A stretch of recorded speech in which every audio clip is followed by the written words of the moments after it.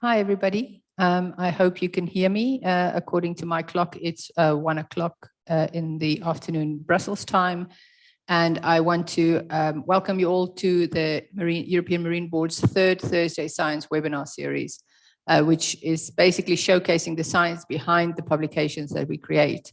My name is Sheila Heymans, and I'm the Executive Director of European Marine Board, and I will be your moderator today. So today we are going to have a very exciting talk about marine geohazards in Europe, describing the hidden threats to coastal settlements and the blue economy.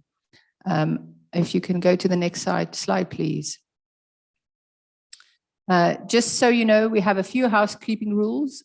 Some of you will be able to speak, and if you do, please make sure that you're muted and your video is off until it's your time to speak. For the rest of you, please make sure that your name is clearly entered. So when you ask a question, which you would be able to do on the Q&A at the bottom of the screen, we know who's asking the question. And also, if you want to make sure that we know, we give the question to the correct speaker. Today we have 2 speakers, so please also say who the question is for.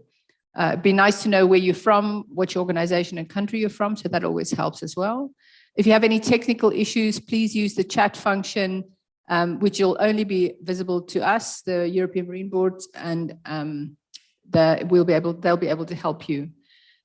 For those of you who didn't get the message when you came on, this webinar is being recorded, and it will be available on our website, www.marineboard.eu, and on our YouTube channel. So you'll be able to see it later there. Next slide, please. So as I said, the focus of today's science webinar is on our newest position paper, the position paper 26, which is on marine geohazards. You can download it from the link that you can see there. If you can't write it down quickly enough, if you just go to the European Marine Board's website and look under publications, it'll be the top one there. Next slide, please. So we will have 2 speakers today. Professor Heidrun Kopp who is the chair of the working group on marine geohazards. She will give us she'll start off the presentation. She's the head of research on dynamics of the ocean floor at Geomar in Germany. And then the second speaker, next slide, please, is Professor Francesco Latino Chiocci. He is a full professor at the University of Roma Sapienza, and he was the co-chair of the working group on marine geohazards. And I think, if I understand correctly, Heidrun will start, and then when it comes to the questions, Francesco and others might help. But I'm going to leave it for them to run it. So Heidrun, if you want to put on there we go. Nice to see you. And go ahead. Well, thank you. And I shared my presentation. I hope you can see it well. So thank you very much, Sheila, for the introduction, and also for the opportunity today to introduce our study on marine geohazards. This was conducted by an expert group, which brought together a large number of scientists from different backgrounds under the editorial guidance and lots of help from the European Marine Board. So thank you very much for that. We have drafted a position paper on marine geohazards, motivated by the fact that these hazards pose a significant threat, not only to the further development of the blue economy in Europe, but also, of course, to coastal populations on the European shores. And we have focused on short onset geological hazards, so earthquakes, volcanoes, and the like. And we did not deal with long-term processes such as coastal erosion or land subsidence or intrusion of salt water in coastal aquifers. We also did not account for hazards associated with atmospheric disturbances such as storm surges or meteor tsunamis, but really put the focus on geomarine hazards. So the aim of the paper, of course, is to inform local, regional, national, and European institutions and authorities who are in the charge of managing risk assessment and mitigation, and also of managing science. So we would like to raise the public awareness of these types of hazards that I'll be talking about and which we'll be discussing later, in order to improve mitigation and preparation strategies. Now here you see the cover page of the position paper, and what is shown here is the plume of discolored water rising to the surface during the 2011 submarine eruption offshore El Hierro in the Canary Islands. Now, when we talk about hazards, what hazards exactly are we addressing here? Now, watching the news over the past 20 years, one sometimes gained the feeling that the number of disastrous events is continually rising. What is true indeed is that the risk related to marine geohazards is increasing in Europe and around the globe. Now, risk is the product of a hazard event, as shown up here. So there could be an earthquake or a volcanic eruption or a tsunami, and our exposure and our vulnerability to this event. This product makes up the risk. So while hazardous events themselves have not increased over time, our exposure and our vulnerability certainly has. So we need to better prepare for hazardous events in Europe in the future. Now we looked at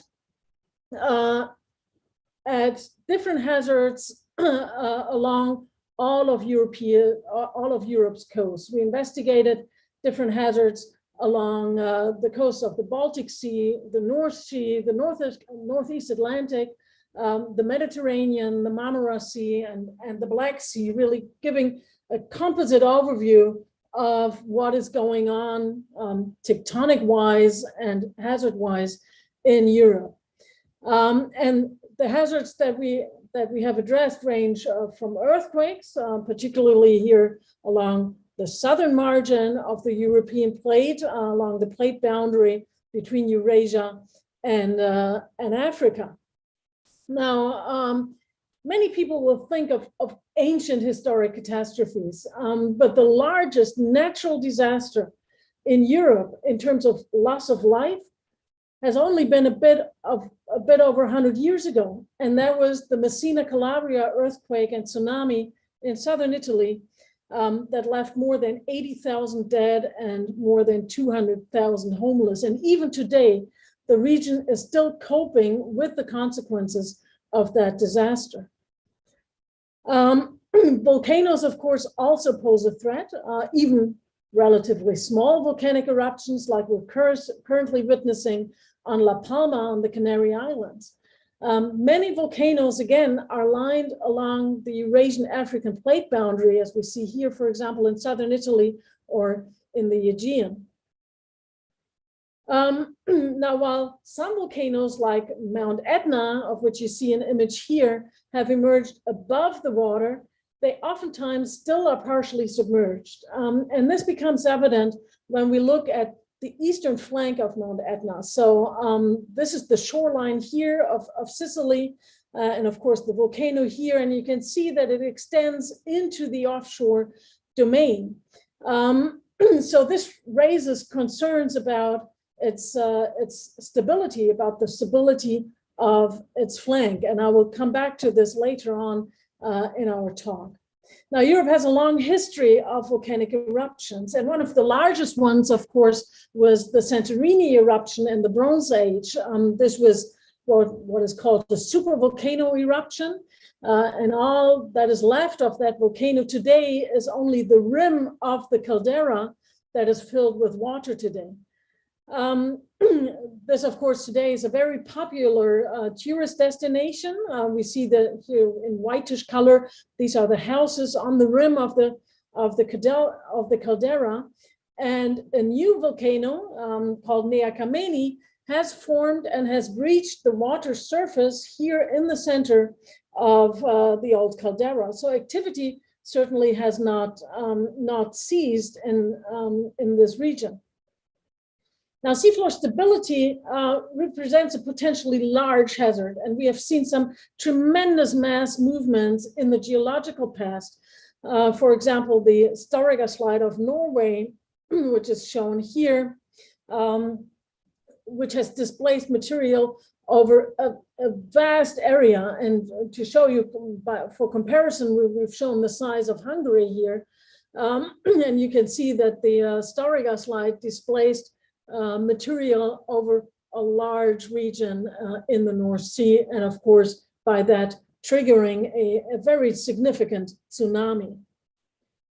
Now, all of these processes, mass movements, volcanic eruptions, earthquakes, all of these have the potential to trigger tsunamis, which affect virtually all of the European coasts, with the exception of the very shallow Baltic Sea here and some stretches of the North Sea shores. What is shown here are the modeled possible run-up heights in meters. And what is important to understand from this is that a hazard may be viewed as the product of frequency and magnitude. So how often does it occur, and how large, how strong is it? Large magnitude events usually have low frequency, so occur very rarely when we think of the Sumatra earthquake 20 years ago, or also the Japan earthquake 10 years ago. The Stariga slide is certainly one of these examples. On the contrary, high probability but lower impact extensive risk events are much more frequent. So they occur on a regular basis, and these events cause significant costs for response and for recovery, as they affect, for example, offshore infrastructure such as cables, pipelines, oil rigs, harbors, and infrastructure that will be growing in the next years as the blue economy is expanding. So these lower magnitude events, which may not be the big, massive global catastrophe, pose a significant threat to the blue economy. Now, we've also investigated hazards that may not spring to mind instantly, like fluid activity, where large gas flares rise in the water column for hundreds of meters. We've shown the Eiffel Tower here for scale, and you can see that these gas flares rise for hundreds of meters in the water column and have the potential for instability and the potential to affect, for example, ship traffic.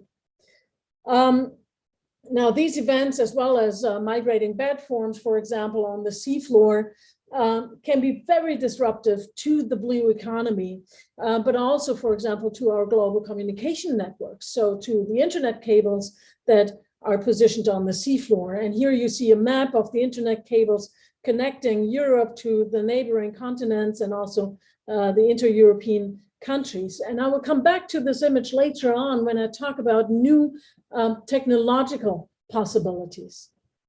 Now, sometimes our own activities, human activities, produce hazards. And this is, for example, what happened in the Castor field of Spain. So what you see here is the Spanish coastline with the Mediterranean Sea. Excuse me. And in this gas field, gas was injected, and it resulted in so intense induced seismicity, so human-made seismicity, that the project had to be abandoned altogether, causing significant economic losses to the Spanish economy. Lastly, let me briefly touch on cascading or cumulative events, which are basically a combination or a chain of different hazards, like the one I've just talked about, with one event triggering the next one, and the next one, and the next one. And then these, the consequences may add up or even multiply. So the results are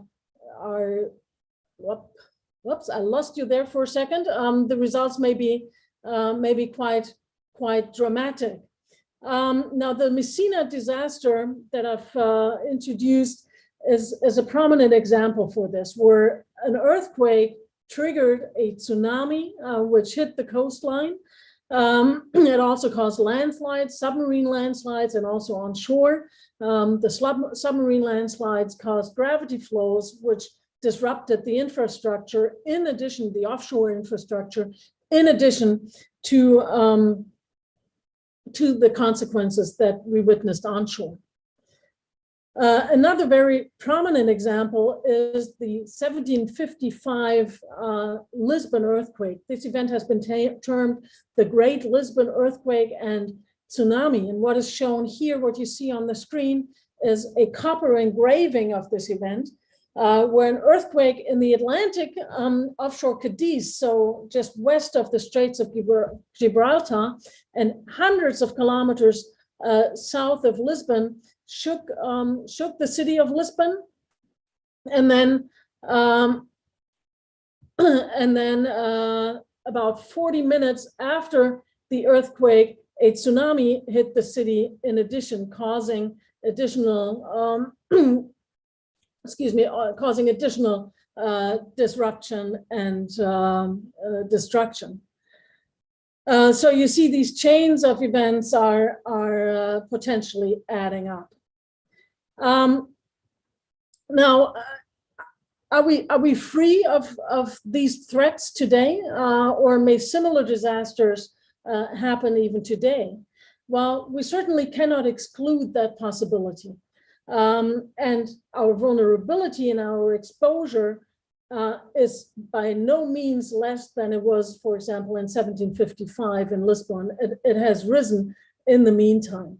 And here's an image of the Vandellas nuclear power plant, which is located on the shores of the Mediterranean in Spain.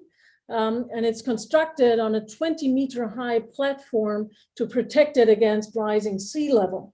However, the nuclear power plant is also situated in an area where active fault systems have been identified onshore as well as offshore. And these pose a potential geohazard with the potential to trigger a tsunami that would affect not only the power plant, but also the surrounded densely populated area here in the region. Another prominent example is the airport in Nice on the Côte d'Azur in southern France. The Nice airport is the third largest in France, and the region, of course, is a very significant economic center with over 500,000 permanent residents and millions of tourists annually. The airport was hit in 1979 by a tsunami that was triggered by a local landslide. And you can see the landslide scar here on the screen. There's the airport here in the upper left corner, and this is the seafloor, and you see the landslide scar. And when this flank became unstable, it triggered a tsunami. And today, the situation is monitored very closely using a seafloor cable, which you can see here indicated by this black line. Now, so what can we do as we're expanding our activities into the offshore domain? I've shown you a number of examples of what can happen, but of course, the important question is, how can we protect ourselves? How can we protect the coastal settlements and the infrastructure against these possible hazards in the future? So what measures can we take, and which strategy is best for hazard mitigation? Now, luckily, we're in a position where the seafloor holds all the relevant information on where and how hazards occur. And today we have the technology and novel methods at hand to be able to extract that information. We can, for example, drill into the seafloor using mobile devices, as shown here on the right. This is the Mabo 70 mobile drilling device from Marum. And with seafloor drilling, I hope you haven't lost me in between. With seafloor drilling, we're able to extract cores like shown here on the left, and extract the physical properties of the seafloor material. So there's strong or weak material? Is this material able to produce earthquakes, for example, or is it prone to instability? And this information then may be corroborated with seismic data. Here's an example from the Sea of Marmara that shows evidence for mass transport deposits. So for submarine landslides indicated here in this yellowish color. These events occurred during the interglacial glacial transition phases when the Sea of Marmara changed from a marine environment to a more lake environment. And of course, we're able to map the seafloor at highest resolution using swarms of autonomous underwater vehicles, like shown here on the right. These are basically, they're submarine drones that hover or fly, so dive above the seafloor, and that are able to map the seafloor in high resolution and then revealing faults as shown here on the left. This is a fault zone on the flank of Mount Etna in Sicily, which is active and which requires continued monitoring. And this, for example, can be done nowadays using seafloor geodetic methods, setting up arrays and networks of sensors on the seafloor, which are connected to satellites and to surface vehicles, to satellites in space and to surface vehicles on the sea surface. And we're able, of course, to put sensors not only on the seafloor, but also in the seafloor to measure the physical properties of the material in the seafloor. In addition, or I should show you one of the outcomes of these measurements, and that was the detection of a 4-centimeter downslope movement on the fault zone that you've seen on the previous map. So we're detecting the motion of the volcanic flank into the sea. So this is a situation that needs close attention and close monitoring. In addition to the seafloor deformation, we're able to detect earthquakes at highest resolution using ocean bottom seismometers, like shown here on the right. And the example I'm showing here is from the Sea of Marmara. So we have Istanbul located here on the top of the image, Istanbul, of course, being the largest European city. And geophysical investigations in recent years were able to unravel the segmentation of the North Anatolian fault zone, which is trending close to Istanbul here, south of Istanbul through the Sea of Marmara. And as indicated by the different colors here of the different dots, this fault zone is active and it's highly segmented. Now, these data are important in order to understand the future earthquake capability and future earthquake buildup along this fault zone. And this information, of course, is crucial to cities like Istanbul in order to best prepare for a possible upcoming event.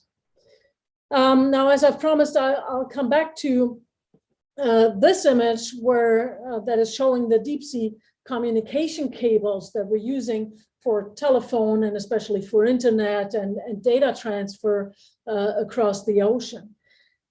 We're now in a situation where we can even exploit our existing infrastructure like this cable network for a civilian dual use. So using it as a telecommunications cable network on the one hand, but also simultaneously using it as a hyper large seafloor sensor in order, for example, to detect earthquakes or tsunamis or seafloor movement. And technologically, this works really well. And this is what is shown in this image, where you see the comparison between the red curve and the green curve. One was registered by ocean bottom seismometers, by broadband seismometers shown in red here. And you see that it matches very well to what a fiber optic cable is measuring. So this opens the possibility to use these networks also as, for example, for early warning or for mitigation strategies. So what specific recommendations do we have to authorities and institutions in Europe? These are really twofold, with the first set of recommendations focusing on policy implementation in order to advance mitigation, and a second set of recommendations focusing on scientific research in order to harvest the seafloor information that I've just presented. Regarding the implementation of hazards and policies, we recommend to include marine geohazards in risk mitigation strategies at all levels, from local to regional to national and international. We need to increase the awareness among the public, among public authorities and communities, in order not to forget the painful lessons that we have learned in the past from past disasters. These may not be forgotten. And lastly, we need to gain a thorough understanding of the potential impacts of hazards on coastal communities and infrastructure. And this may be achieved through modeling, and will put us in a position where we can decisively prepare for possible upcoming events. Regarding our capabilities to further our understanding of the occurrence, of the generation and the distribution of hazardous events in the offshore domain, we need to harvest the entire suite of seafloor information through a census of geohazard features in the European seas. And that needs to be complete as is possible by mapping the seafloor at highest resolution. This will allow to identify focus sites for long-term in situ monitoring, for targeted monitoring, and will put us in a position where we can make informed decisions on how to conceive novel sensors and methods, for example, for data mining, for the use of artificial intelligence in the detection of these events, and for novel infrastructures, such as converting telecommunication cables into seismic sensors.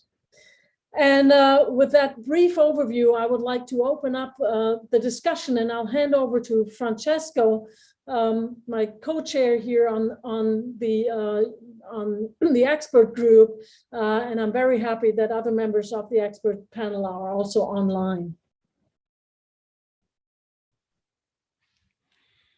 Yeah, Heidrun, I have very little to add to your presentation. I mean, I think you touch all the points that the expert group put on the paper. Just to remember that the title we gave is a hidden threat to blue economy, and it is because again is the lack of perception from even from the legislation point of view. And so that the blue table, that is the sea, often is not perceived as something that may hide relevant hazard. And also for the blue economy, because we are going to exploit more and more our seas. So the sense of this Marine Board initiative is exactly that, planning what is the future exploitation of the sea for any kind of activities, not only the one that we already know. We know that we are using for telecommunication, but we are going to use more and more for renewable energies.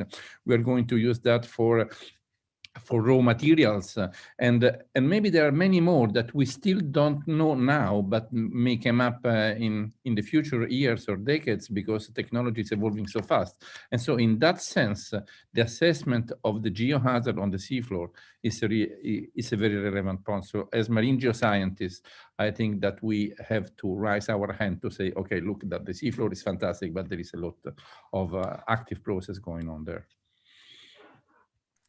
Thank you very much, Francesco. I see that there is no questions yet in the Q&A, but because of the way the webinar works, the European Marine Board team cannot ask questions in Q&A, so we always do it in the chat. So there's a question there from Paula, and it's a question about are marine geohazards typically already considered in maritime spatial planning or in impact assessments for maritime activities? I'm assuming not. But what do you think needs to happen in order to make sure that this happens?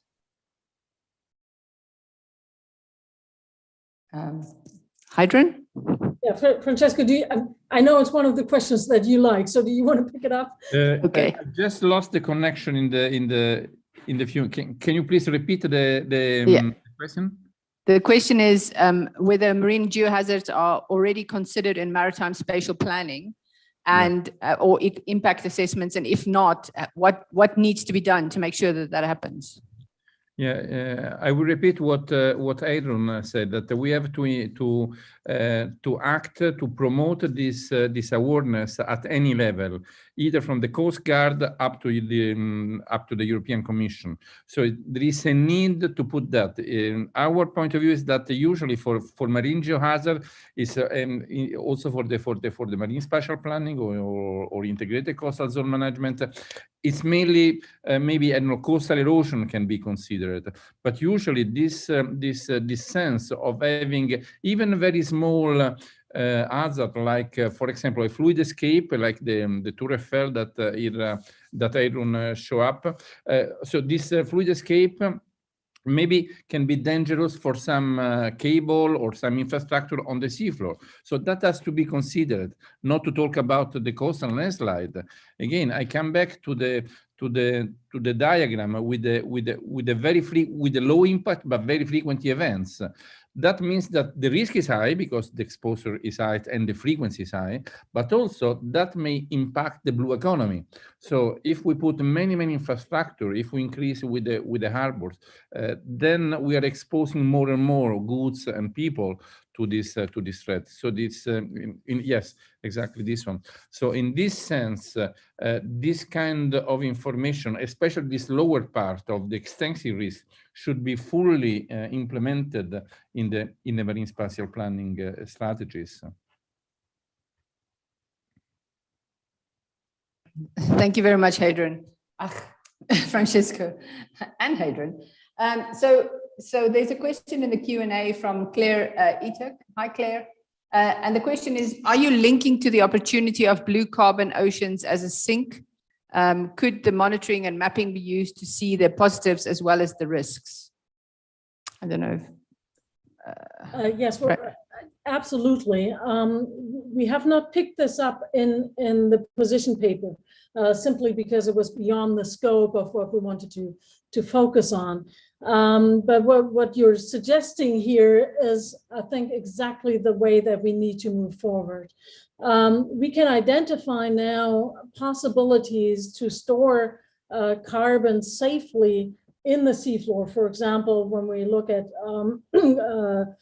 carbon storage in basalt, where the carbon is then turned into rock.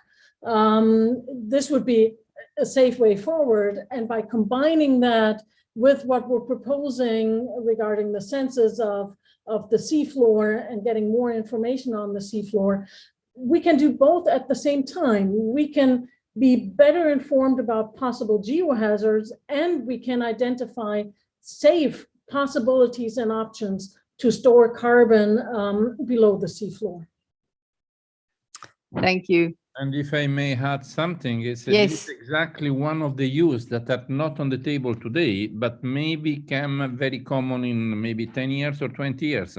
So in this sense, the knowledge, as the knowledge is not easy to acquire, we highlight the fact that still there are many parts of our seas that are very poorly known. Even we do not have a SWOT bathymetry for mapping in those parts. So this information needs time to be acquired.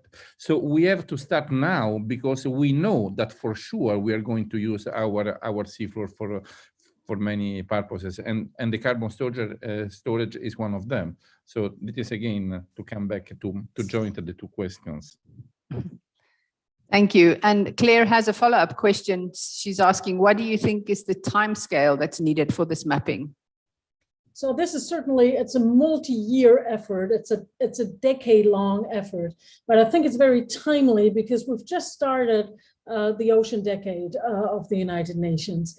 And of course, this is nothing that one single nation can achieve on its own. This will have to be an effort on the European scale, where the different nations, researchers, scientists, authorities, everyone pitches in order to generate a high resolution map of the seafloor. What is astonishing here is that in some regions, we don't even know where exactly the plate boundary between Eurasia and Africa is. We have a general idea where it trends, but the exact location we don't know. Now, this plate boundary is the one that generates the extremely large earthquakes in Europe, like the 1755 Lisbon earthquake, which we know was generated in the Horseshoe Bay of Cadiz, so west of the Straits of Gibraltar. But the exact fault zone and the exact location is still pretty much unknown or very much debated because of a lack of data. Now, how can this be in Europe today? It's mind-boggling, and this is something that we need to take care of in order to know exactly what we're living on. Yeah. Yes, and again, if I may add something, it's yes, it is a transnational effort, also because hazards do not recognize boundaries, political boundaries, and but also the need is that if we made a joint effort, we will use the same standard to interpret and map these figures, and that will help a lot. Also the blue economy, because the need, for example, of the industry for desktop studies is to have the mapping of the different geohazards if they want to put any kind of infrastructure on the seafloor. And nowadays, every country or maybe every research institute, they have their own way to map and to depict the hazard. And so, by the end, what you may find is something in scientific literature, but it's mainly based by scientific curiosity, not by a standard mapping of the seafloor. And that is what we think is really needed for the management of the submerged territory we have in Europe. So I have a follow-on question to that, and that is about the two examples that you mentioned, the landslide off Nice and the drilling or whatever it was off Spain. What do you think should have happened before they built there? What is it that they did? What's the thing they missed? Let's start with Spain, because that one is probably a little bit more, we should have done that. Well, I think what was lacking certainly was a monitoring of the gas injection. And then also there was not sufficient information on the physical properties of the subsurface. Now, in the case of Nice Airport, of course, this was built into a canyon head. This is where the Var River, excuse me, enters the Mediterranean. So it's an intrinsically unstable location. But one must also see there's, especially along the Côte d'Azur, there's not that many options to build a large airport. So there are good reasons for placing it there economically. And I think we have a lot of possibilities to also do that in the future, but it makes sense, of course, to make informed decisions before such an endeavor is undertaken and such infrastructure is implemented. Yeah, and even in this case, first of all, we do not have to blame too much people that was doing their work 40 years ago or 50 years ago, because technology at that time were very, very, very low. And so even the knowledge we have today is not comparable with the knowledge they had in the 79. Say that, we have also to say that just 2 years before Nice, exactly the same event, so building an harbor within a canyon head, occurred in southern Italy. And in that case, we were lucky, we as Italian, because no people died. But the fact that 2 years later, exactly building as an infrastructure within a canyon head caused a tsunami that in that case killed the people. So that means that really it is a threat for the economic activities on the coast, and it is very common. Again, nowadays we have a much better knowledge, but still, as Heidrun pointed out, there are many things that we don't know. not only from the geographical point of view, but also from the scientific point of view. What are the triggering mechanisms? What are the predisposing factors?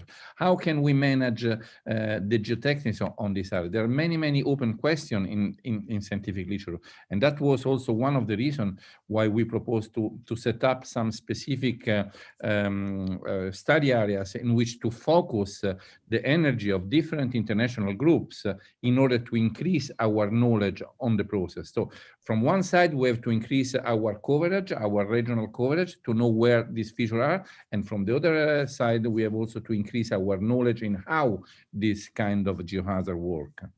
And that is the other side of the story. Thanks. And I have a follow-up question on that from Angel, one of the Marine Board science officers. He was asking, if we look at some of the recommendations specifically on cascading cumulative geohazards, these are, I mean, in order to understand them, and in order to understand a lot of the risks, it's a very interdisciplinary collaboration that's needed. So how do you think, what do you think needs to be done to support and promote this interdisciplinary collaboration that's going to be needed in order to make people aware of the problems that's out there? Well, I think that has already started. And this point, of course, is very important. The only way to get a handle on this is through interdisciplinary approaches and research. And I think this is what has become the standard in scientific studies over the past 10 or 20 years, because it's becoming increasingly evident that geophysicists, geologists, geodesists, petrologists, so different scientific disciplines need to work hand in hand and need to work together in order to make the most out of the information that they are gaining through their measurements. And one rather sad example where this has not worked well is the 2018 event on the Anak Krakatau. The Anak Krakatau is a volcano in Indonesia. It's located in the Sunda Strait, that is the seaways between Java and Sumatra. And there were, looking back now, there were a lot of precursory signals that were indicative of the explosion of Anak Krakatau, which basically blasted the entire volcano away, and that caused a tsunami, which hit the shorelines completely unprepared, and several hundred people died from that event. Now, looking back is always easy. So we do not, and especially in the expert panel, we do not have the tendency to blame anyone, but rather we take a forward look into the future to learn from what has happened in order to make it better the next time. And this is one example that clearly shows us that in that case, volcanologists, geophysicists, petrologists, geochemists, if they would have merged the information that they had on the volcano, the possibility that this event would have been forecasted would have been much, much higher.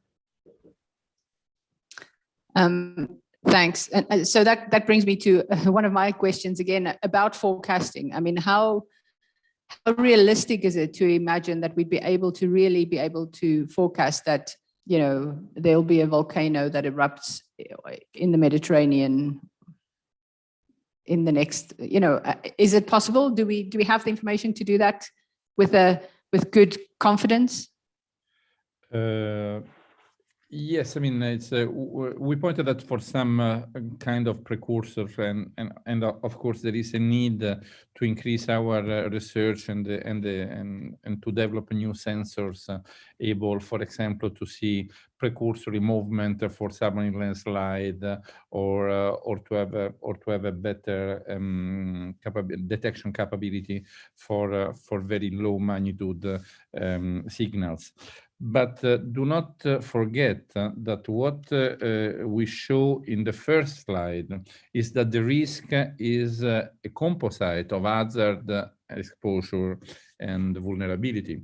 So the main point is that knowing where your geohazards are, knowing in detail, you may also locate your structure in a different place. So you, or to build in a way that they may resist to an hazard event. So it's not only, I mean, of course, there is the need to have some capability to have a precursor event detection, and that is the dream for everything, but that is the same on land. We are doing a lot of research for earthquake to find this precursor event.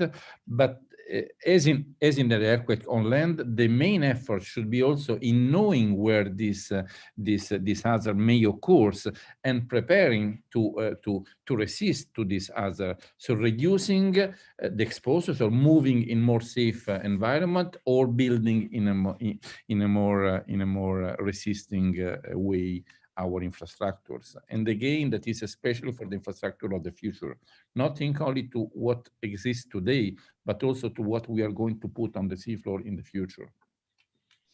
Yeah, and you know how climate change might increase all the other things that also becomes important, I guess. Yeah. So and just to add to that, there's a difference, of course, between forecasting and prediction. Prediction would be to say, oh, there will be an earthquake on July 27, 2026 at noon. That would be the prediction, which we're not capable to do. But forecasting and early warning is a possibility, and that is technologically that is feasible, and we can do a lot about that. And I see that Teresa, one of the member of the expert group, is online. So yeah, I was just going to say, Teresa, maybe you want to add something to that. Hi, hello everyone. It's nice to be here and see you, all of you again. Now, my intention is just to add something to what Francesco already said and Heidrun. Of course, we can have forecastings, we can have early warnings, but we must think that not everything can be forecast with the right, or say, to reach the prediction. That is what we would like to have. And so, as Francesco said, we can just combine all these scientific progresses that allow us to have now, for some events, good early warning systems. But we need to go at the same time with how is the coastal land use, in this case, being managed. And for the problems that we are having inland, and we know many examples and many disasters that are occurring, and that even now for the ones generated inland, there is no many policies that help to avoid one thing, events that we know that they are really impacting land. Mm-hmm. So, mm-hmm. But the awareness is changing, and so probably these geohazards can take that bus, airplane, mm-hmm. whatever, just to progress a little bit, the awareness to progress a little bit faster than what it has done for the events that are generated inland or directly affecting the land. It's just to add that is a difficult process to change the minds. The scientific minds changes faster because they need to change, otherwise they cannot be stopped. Mm-hmm. And but sometimes there is this problem of velocities between sciences and the scientific advances and what we can transform in the policies for people to benefit from it. That's just it. Thanks. And while I've got you on the screen, Teresa, there was another question from Angel. He says that he believes that you have experience for using the cables between the Azore Islands to be used for geohazard monitoring. So how did that come about? How did you become involved with that collaboration? We don't have yet that experience because it is a very recent technology that has been developed. But as far as I know, because I was a little involved in the beginning, is that for the installation of the new cables, because cables have as a time life, so some needs to be replaced, not even because of the age, but of different technologies that are arising. And so it is being considered to start to use them also for not only monitoring earthquakes, because it is, but also to use them for couple different types of sensors that could use this highway of telecommunications to transport the data from the oceanic bottom for scientists or whatever who needs to use them. So it is a huge, as Heidrun said, it's a huge network that is available, that can be transformed in a huge scientific data acquisition to develop research in many domains. It's like to have a patient in the high care unit with lots of instrumentations, but I think it will provide lots of information in future. Yeah. I see we have two new questions that's come into the Q&A. The first one is from Graham Russell from Scotland. He asks, has any research been carried out on the risk posed by seabed munition dumps? And presumably the risk will depend on the local geology. I know that there's quite a lot of, well, I only found out when I moved to Belgium, but there's quite a lot of that's happening. And I think there's quite a lot of it happening in Italy. So maybe Francesco has any thoughts on that. Yeah, the problem is that, yes, there is a big problem, especially because, again, if you think what happened decades ago, the knowledge on the seafloor was very, very low. I do remember that a Toby instruments, that for those that know this long-range side scan sonar, was built, I think, in the 70s because they were thinking about to put a nuclear waste on the seafloor because it was a very quiet environment with nothing happened for millennia. And then was looking at the seafloor. Nowadays, we know that there are many, many high energy events that occur, so that the disposal of nuclear waste is not, I mean, was abandoned, the disposal on the seafloor. So coming to the dumping of the military waste. For example, when we had the war in the former Yugoslavia, the airplane were coming back in Italy, and they cannot land with weapons. So they have to leave all the bombs that were unused on the seafloor, and they put in the Adriatic. But the Adriatic is very shallow water. And so in that case, the fishermen face a very big danger, especially for some chemical that is very, very, very dangerous. So in that case, it is not a real geohazard because it is a more human hazard, of course. But of course, there are many, many cases in which even dredging, you find something that you do not expect to be there. And the main problem, from my point of view, is that very little knowledge is in where this dumping site are posted, because it's not an information that is easy to acquire. We are studying dumping site for municipal waste, but for the military weapon, that is much more difficult to understand. I don't know if you, I don't have any experience on that, but yes, of course, living in Germany quite a bit, because there was a lot of ammunition dumped in the Baltic Sea after World War II.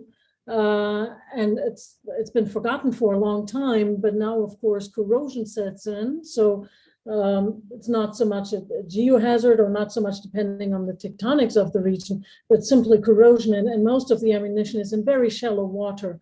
So finding that again and seeing in what state it is in. So can we just go down and bring it up, or will it explode on the way? Is it still active?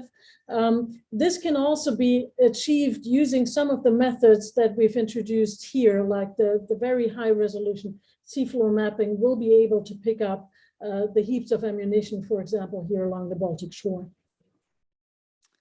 Okay, thank you. Then we have one more open question from Herman Kudras. He asks how earthquakes are considered to cause subsidence and slumps of deltas and submarine delta prisms. And he says that he has good results from the Ganges Delta. So maybe, I don't know if Heidrun or Francesco want to take that, or Teresa maybe. Yes, I mean, there have been a lot of experiment on that. We know for sure that earthquakes, it's very common. The cable breaks after the earthquakes. Historically, turbidites has been discovered by the earthquake on the Great Banks on the Northwest Atlantic. So we know that, but again, maybe that brings up to the fact that we need also research effort focused on marine geohazard for the modeling of this event. So there is a section of this of the volume that deals with the modeling, because one way to increase our knowledge is to use modern tools like machine learning or artificial intelligence to explore the data. But again, the main need is to acquire new data, because any modeling should be based on data acquisition. And so we know that this process exists, but as many processes we know in general, but there is need to understand in deep what are the real controlling factor and triggering mechanisms. Thank you very much. Well, I see we're nearly to the end of an hour.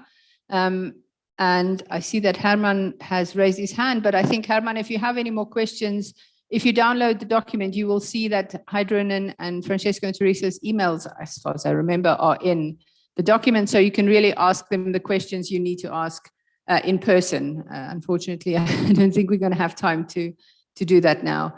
But if I may ask to get the final slide up, that would be great. Thank you, Angel. So just to let you know that this is a monthly webinar series, and our next webinar will be on Thursday, the 20th of January in 2022, again at 1300 hours Brussels time. And you can find more information on our website. We thought we had somebody lined up, but they canceled at the last minute. So unfortunately, we cannot tell you who it's going to be. But we will definitely have somebody speaking on Thursday, the 20th of January. So I don't know if anybody of the speakers still has a final word, but I just wanted to, before I give you the floor for final words, say thank you so very much, Heidrun, Francesco, Teresa, and all the other working group members who really did an amazing job putting this document together. It really blew me away. I had no geology background, so I learned a lot. And it was Nobody's perfect. Nobody's it was very, very interesting to learn about all of these geohazards and all the work that you guys are carrying out. And yes, I'm looking forward to getting feedback from people on the document, because I think it's a great document. So last words from you guys. Well, first of all, a big thank you to you, Sheila, and to all of the colleagues at the European Marine Board for supporting us during a very sometimes difficult journey, because we could never, during the entire process, never meet in person. So it has been quite an experience. Thank you also to all the members in the expert group. I think this showed nicely what diversity in an expert group can do. Yeah, I totally agree. It was a great sort of team effort to get this done. So, okay, with that, I think I will say thank you very much. As we said at the beginning, the recording will be available on YouTube. So if anybody wants to go back and watch some of it again, then you are more than welcome. And the slides will be made available on our website in a couple of days, I suspect, if Heidrun is sure that we can put them there. So so thank you very much, everybody, and see you in the new year. I hope everybody has a wonderful festive season and stay safe out there. Stay healthy.